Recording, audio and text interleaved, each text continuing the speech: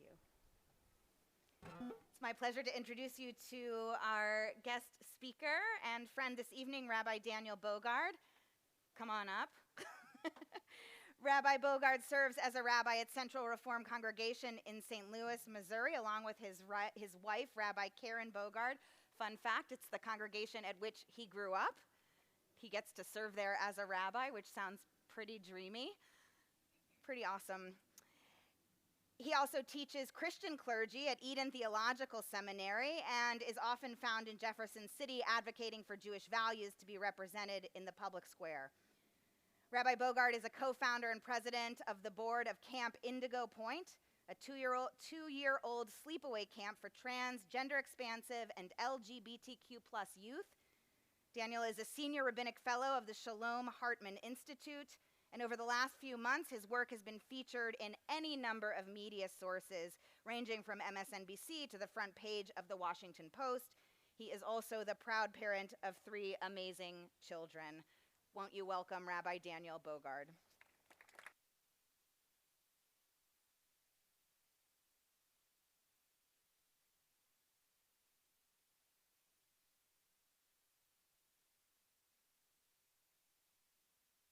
Shalom. It is an honor to be here. This is a really special community. That's immediately clear. An incredible building, and what amazing human clergy you all have too. In this music, right? So I'm going to share a little bit of my family story. I'm going to share a little bit of what my work has been in Jeff City, representing Jewish values in a state that doesn't always feel like it's interested in the best of Jewish values. But I want to start with a story. I want to start by taking us back to the 1930s, to an Olympics which has come to be thought of and called the Nazi Olympics. So I don't know if anyone else had heard this. I certainly had never heard this before, but it turns out that there was this whole phenomenon where athletes were going off and competing in the women's games in Berlin and coming back as men. Had anyone heard this story before? A few hands, right? Of course, we don't know so much about it because we don't teach queer history. But the truth of it is, if you were there in the 1930s, you would have certainly heard about it because it was the front page of every newspaper. This whole new scary trans thing that was sweeping the nation in the 1930s. So, there was an old man, a Jewish refugee living in Brooklyn, already old by that time in the 1930s, and he decides he's going to write a letter to the editor to the Jewish Daily Forward, which at that point was still entirely a Yiddish language newspaper. So he writes this letter to the editor to the Forward saying, "You crazy people who think that this whole trans thing is new." Remember, this is the 1930s. "Let me tell you a story about my shtetl in the 1800s. And he proceeds to tell the story of Beryl Bela. I'm going to warn you in advance, I am probably going to cry at some point or multiple points through this. Beryl Bela, he says in his letter, was someone who grew up in this town, grew up socialized and raised as a woman, but grew up in this shtetl in what is now the Ukraine, and never felt like they were sure of themselves. And so this letter writer, this author in Brooklyn says that Beryl Bela, her father at that time, went to all the great rabbis so concerned, what can we do? What can we do? And all the rabbis said, have faith. And so eventually this young person goes away and studies with the professor and comes back to the shtetl in the 1800s, 1880s, as a man. And Yeshaya, our author of our letter to the editor, says that the whole town, the whole shtetl, went out to greet, and this is almost a quote, says to greet her. And then our letter writer says, or better yet, I should say, to greet him. The whole town went out to greet Beryl Bela. And we're told that they taught him how to lead the davening. Now remember, this is an Orthodox shul, right? In the 1800s, this is a time when women wouldn't have even been counted in a minyan, in a prayer quorum, and Beryl Bela isn't just counted. He's taught to lead the davening. We're told that Beryl Bela was married off to Rachel with the black hair, because no one should be confused with Rachel with the red hair, I guess, in town. And that he always had a good name as a fine, upstanding Jew in their shtetl. I'll never forget the first time I heard this story. I was at a gender equity conference in New York for the Shalom Hartman Institute, and I was sitting around a table with about 25 other rabbis from across the country. And we're being taught this story, this letter to the editor, and I start bawling. I lose it. And it's a room where no one else was crying, right? And they stop and they look at me and they say, what's going on? And through tears, I looked back and I said, my child has ancestors. My child has ancestors waiting for him in our tradition, in our people, which has been so important in my life. Beryl Bela is waiting for my son. This was 3 weeks, actually, before my child came to us and said, I'm a boy. But we knew it was coming, because from the very first moment that he could choose anything, he was choosing boys' clothes. He was choosing stereotypically boys' toys, and we tried to be a very non-gendering kind of home. But let me tell you, he's a twin, and his sister, it was pink and purple and unicorns. And for him, he was born in Peoria, so it was always Caterpillar trucks, right, and the construction equipment. And so I just lost it in that room in New York, knowing that my child has ancestors. And the truth of it is, the more you dig into Jewish history, the more you see the truth that there have always been queer Jews. That for as long as there have been Jewish people, there have been trans Jews. We go back 1,800 years in the Mishnah, and the Mishnah describes 6, 7, 8 different sexes or genders, right? Not 2, 6, 7, or 8, 2,000 years ago. 1,500 years ago, the normative understanding of the Adam and Eve story, we find it in the Talmud, we find it in the Midrash, is not that Eve was a rib, but that Adam, this first human being, this mud being, this earth being, Adamah, that Adam was actually created back to back, male and female. God created them, the singular them. Which is to say that for thousands of years, the normative understanding of Adam and Eve in Jewish history and Jewish understanding is that Adam was a non-binary intersex being, the first human from which we all come. We have these stories for as far back as we can go. We can go 1,000 years ago, and we can find stories and poems of trans and queer Jews living in the height of the golden age of Muslim Spain.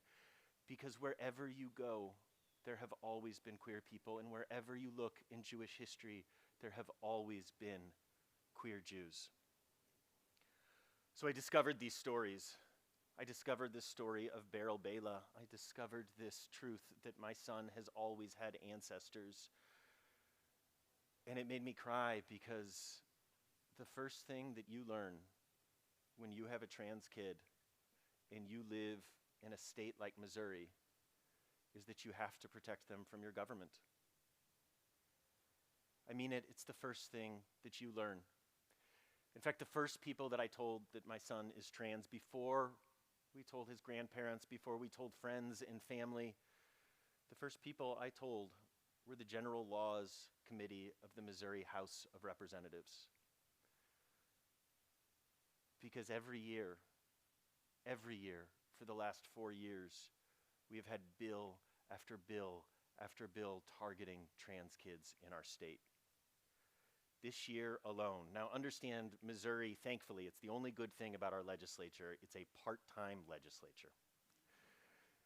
They are only in session for about 4 months, and in those 4 months this year, they had 43 bills targeting trans kids. 43 bills. A dozen times this year.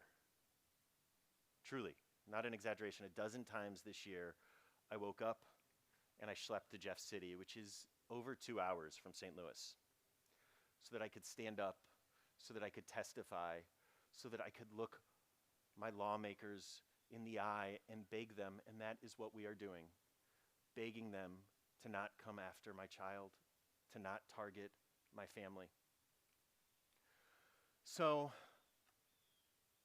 I want to talk a little bit about the sorts of bills that we've seen, because I think it's really important that we understand this, and the sorts of bills that have passed in Missouri and are passing in states like Missouri across our country. We have gender-affirming care bans, medical bans is what they're called, and I think it's really important to understand that the first and most important thing you need to know about gender-affirming care is that it's none of your business. I mean that jokingly, but I also mean it seriously.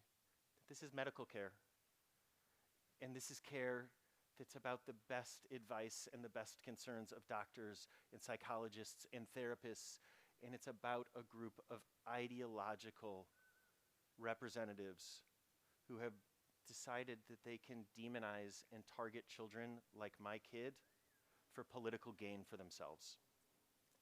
And we know that this is why they do it, because I can tell you in years past when we would go in and when we would talk to these representatives. Now understand Missouri is a supermajority Republican state, just to give you a sense of what it's like in the state house.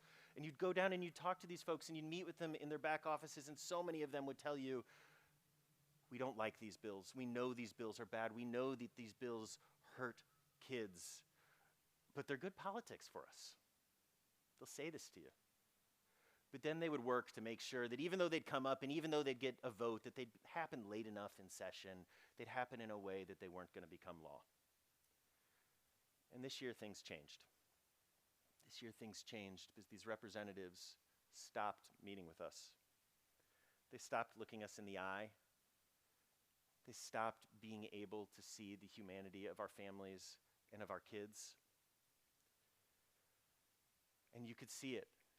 You could see it when we would go down. And let me tell you, if you want to be inspired by the power and the beauty of Jewish community, you just show up in Jefferson City, because you look around and it's all Jews who are showing up to protect trans kids all over that place. In fact, we had a moment this last year, one of these dozen times that I was there, that we took a picture after an 8 a.m. hearing. Understand they do that on purpose, by the way. They give you 25 hours of notice, and then they hold these hearings at 8 a.m. So if you're driving from Kansas City or St. Louis, you have to leave at 5 in the morning to get there and try to protect your kid from your government. And yet we showed up and we packed that room every single time. And so we had everyone in the hall for a picture afterwards, and just on a lark, I shouted out, "Okay, Jewish community, stay here." And there were like 4 people who walked away. In fact, the person who took the picture, a friend, Reverend Mike Angel, an Episcopal priest, describes himself as the photographer goy of that moment. He's a funny guy. So we have these medical bans. And in some ways, they are the scariest. They're the ones that keep us up at night, because these are the bans that want to call people like myself, who are just trying to do what we think is best for our kids. It wants to call us child abusers. And it wants to target us. And in states like Texas and Florida, and we're very scared in Missouri soon, increasingly parents are living in fear that family services are going to show up at our door to take our kids away from us. Understand, that is what keeps my wife and I up and terrified at night. We have to have conversations with our kids' school about, God forbid, what to do if family services show up there.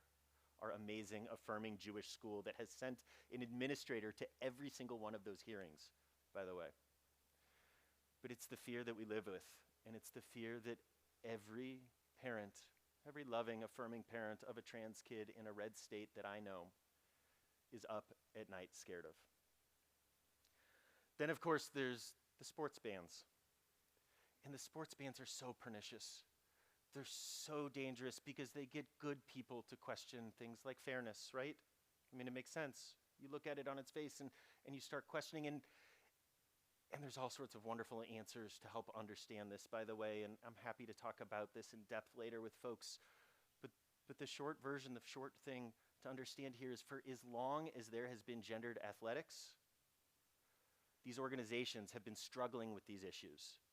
Because just when we're talking in terms of a gender binary, gendered athletics knows this doesn't exist. I don't know if you folks know this, but the rate of intersex folks who are not biologically male or not biologically female but are intersex, is about the same in the general population as the rate of redheads, about 1.8% of the population. And as you might imagine, folks who are intersex are really overrepresented, particularly in women's athletics.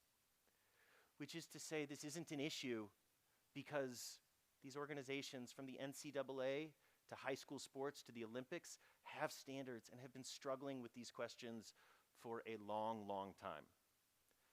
But the other reason to understand that this isn't a real issue is that in Missouri, we had more bills just this last year trying to prevent my son from playing soccer with his fourth grade friends than there are trans kids in the state of Missouri who have asked to play athletics in the last 5 years combined. Which is to say that I think when you're hearing about these pieces of legislation or questions of fairness in athletics, the thing to understand is that these aren't real issues. These aren't real political concerns. It's demagoguery. And it's demagoguery that is targeting some of the most vulnerable people in our society.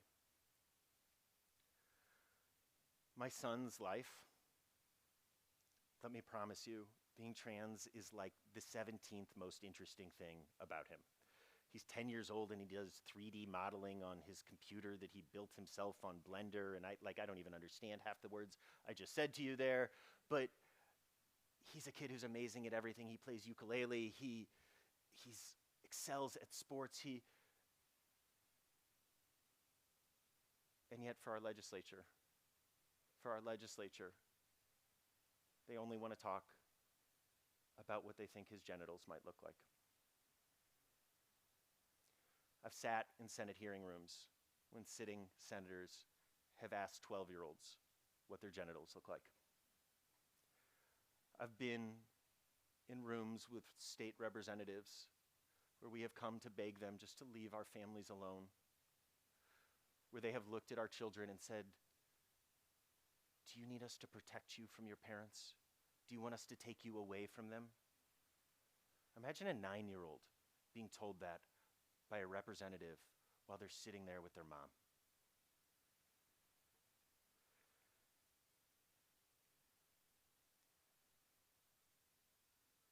It's an incredible gift to get to raise my son. It's an incredible gift to get to raise all 3 of my kids. But to raise him in a Jewish community which loves and accepts him has been the greatest gift of all. I don't know if folks have seen, but there was a recent study by the Public Religion Research Institute, PRRI, looking at attitudes about trans folk across various demographics. They looked at political affiliation, they looked at generation, and they looked at religion. And it turns out that American Jews are more accepting of trans kids than any other group. Any other group. People who consider themselves secular and aren't a part of any religious community aren't as accepting of trans kids as the American Jewish community has been. So it has been brutal, and it has been scary. I can't tell you how scary it is. I mean, truly terrifyingly scary. I've lived with death threats, and without question, that's not what keeps me up at night. It is fear of my government coming for my kid. And so we were sitting, a few of us activists, and like I said, so many of us in Jeff City are Jewish who are showing up again and again. And we were sitting with activists and just drained and just hurt and just heartsick. And all of us had been Jewish campers. And many of us had been Jewish camping friends and had worked together at camps. And we're sitting there in the halls as we're waiting once again through an endless stream of hearings and lobbying. And we turned to each other and said, what if we started a camp for queer kids? And it's what we did. We created a camp. It's called Camp Indigo Point. You can find it at campindigopoint.org. It's an amazing place. We've got one of our campers here today. I like to think of this actually as just Oisabel's Shul. That's the name of this place. We started this camp on a dream, and we decided we were going to take a Jewish camp, right? A Jewish model of camp. And we just sort of pulled out all the Jewish pieces and dropped in LGBTQ pieces. So we don't say Modeh Ani in the mornings, but we do meet around a flagpole, a pride flag, and we tell the story of a queer ancestor, and we sing a song of gratitude. And at lunch, we don't say Birkat Hamazon, the blessing after eating, about gratitude, but we take a moment for a counselor and a camper to share something that they themselves are thankful for. We dreamed this up, and we thought we would get like 20 kids from around St. Louis. Like, who was going to trust us with their children, right? Our first year, we got 100 campers, 97 campers from 27 different states. We had a kid come from Alaska to like Carbondale, Illinois. By the way, this poor kid who came from Alaska, oh my God, they flew from like tiny town to Juneau, to Anchorage, to Seattle, to Chicago, to St. Louis, where they drove to our camp, and the kid was so homesick they didn't get out of the car. So this last year, our second year, we were 2 weeks instead of one. We had 150 campers. We had 150 campers from 33 states. We gave out over $40,000 in scholarships because we know that it's the kids who can't afford to pay who probably need to be there the most. And let me tell you, we were able to give out those scholarships because the rabbis of the United States stood up and donated. We had $25,000 in donations last year from rabbis who looked around at our world and said, this may not be a Jewish camp, but it is Jewish in its soul. It is Jewish in its mission. It's why the Jewish community of St. Louis shows up again and again and again in Jeff City, whether it is to protect access to reproductive justice, to reproductive health, whether it is to protect trans kids.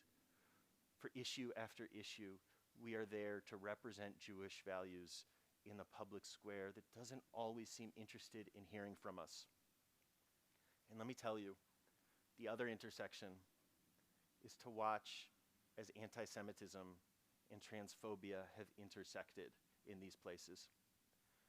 When I first started going down to Jeff City 5 years ago when I moved to St. Louis, I would walk in and I'm a white cis man. I sit down, I have a kippah on my head, I'm a religious person, and these senators, whatever party they were from, would sit up, they would listen, they would be interested, they would engage, they would ask questions. Afterwards, they'd grab us in the hall. They wanted to understand why we looked at abortion differently. They wanted to understand. Not anymore. You can feel the anti-Semitism. You can feel the flip that has happened in these rooms. And I know this is an unusual thing to say, but I couldn't be prouder of it because it's there and it has grown because these legislators have seen who American Jews really are. They have seen what our values really are, and they have seen that consistently we are there to stand up for the very most vulnerable people in our society. More than any other mitzvah, 36 times our rabbis tell us, 36 times there is some variation on the mitzvah of you shall not oppress the stranger, the orphan, or the widow, for you were the stranger in the land of Egypt. It's a remarkable moral logic, right? So many of the commandments that we have are do this because Ani Adonai Elohechem, I am the Lord your God who took you out of Egypt to be your God. Go and do this, right, because I'm your parent and said so, kind of. Not this commandment. Not this most commonly refrained mitzvah. It's how dare you oppress? And how dare you let anyone else oppress? Because we have known the sting of what it means to be the vulnerable. We have known the sting of what it means to be the targeted and the victimized. And so it is our job, it is our work to stand up for those in our lives and those in our world who are being targeted and who are vulnerable today. So I am proud as I have ever been, to be an American Jew.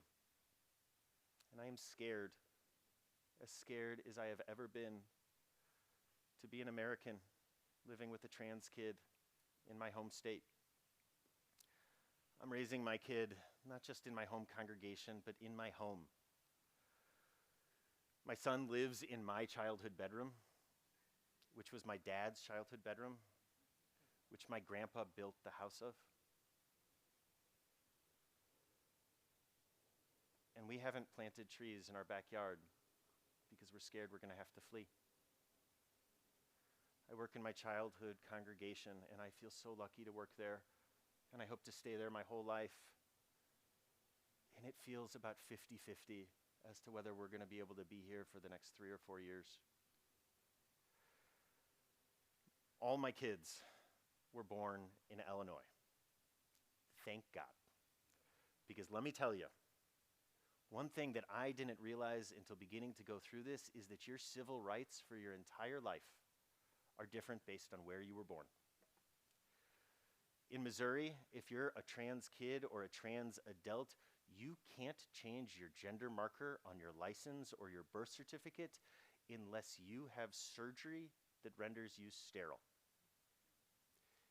If you were born in Illinois, it's $15 and a note from your pediatrician. So my son has a boy's birth certificate, and we hope that that will help to protect him. But our real hope and our real faith is that we know our Jewish community will protect him. We know his school will protect him. We know his synagogue will protect him. We know our family will protect him. But this is where we're at right now. And when you live in a place like Illinois, it can be so foreign, and it can feel so unreal.